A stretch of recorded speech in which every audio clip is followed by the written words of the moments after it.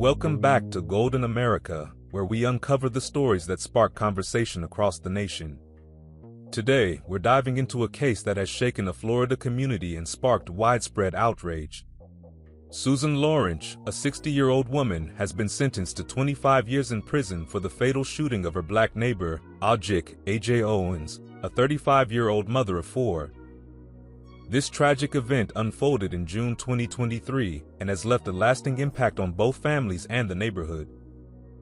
Before we get into the details, make sure to like this video, subscribe to the channel, and turn on notifications so you don't miss any of our in-depth stories. This heartbreaking story begins in a quiet Ocala, Florida neighborhood. It was a summer evening in June 2023 when a heated dispute over children playing turned into an unthinkable tragedy. Susan Lorincz called 911, claiming she felt threatened by several children outside her home. She described the scene to the dispatcher saying, "Just screaming, yelling, being absolutely obnoxious." Lorincz admitted to throwing a roller skate toward the children, which led to an altercation. One of the children, frightened and upset, ran home to tell their mother, Ajike Owens. Owens, like any protective parent, went to Lorincz's door to confront her. Tragically, what should have been a conversation escalated into a fatal encounter. Lorincz, standing behind her locked door, retrieved a firearm, positioned herself in front of the door, and shot through it. Owens was struck and killed on the spot in front of her 10-year-old son. This week, Lorincz stood before Judge Robert Hodges in an Ocala courtroom to hear her fate. Facing up to 30 years in prison, she was ultimately sentenced to 25 years. During the sentencing, Judge Hodges didn't hold back, calling her actions completely unnecessary. He pointed out that Lorincz had already contacted law enforcement, who were on their way. The door was locked, and she was in no immediate danger, in the judge's words. She could have stayed in her room and put another locked door between herself and Ms. Owens. Instead, she retrieved a gun, returned to the door, and fired.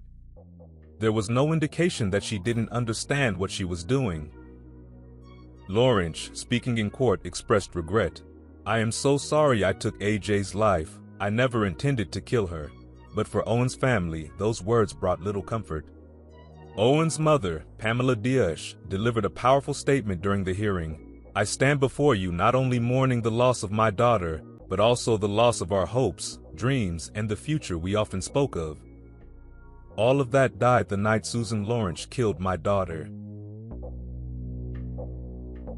Lorincz's defense team argued that she was protected under Florida's controversial Stand Your Ground law, which allows individuals to use deadly force if they perceive an imminent threat. However, the court determined that Lorincz's actions did not meet the law's criteria. The law has been widely criticized for being inconsistently applied, particularly in cases involving racial dynamics. Many argue that Owens' race and the circumstances of the shooting should prompt further examination of how such laws are interpreted and enforced. This case is about more than just one tragic event. It highlights the tensions and systemic issues within communities across America. It raises difficult questions. Why did Lorincz escalate the situation when she was in no immediate danger? What role did biases play in her perception of Owens and her children as a threat? How do we ensure that laws like Stand Your Ground are applied fairly and don't become a shield for unjustified violence? For Owens' children, who witnessed their mother's death, the trauma will last a lifetime. For the community, it's a painful reminder of the divisions that can arise over something as simple as children playing outside. As we reflect on this tragic story, it's clear that we all have a responsibility to foster understanding and compassion in our communities. This case serves as a heartbreaking reminder of what can happen when fear and bias go unchecked. What are your thoughts on this case? Do you think the 25-year sentence was fair?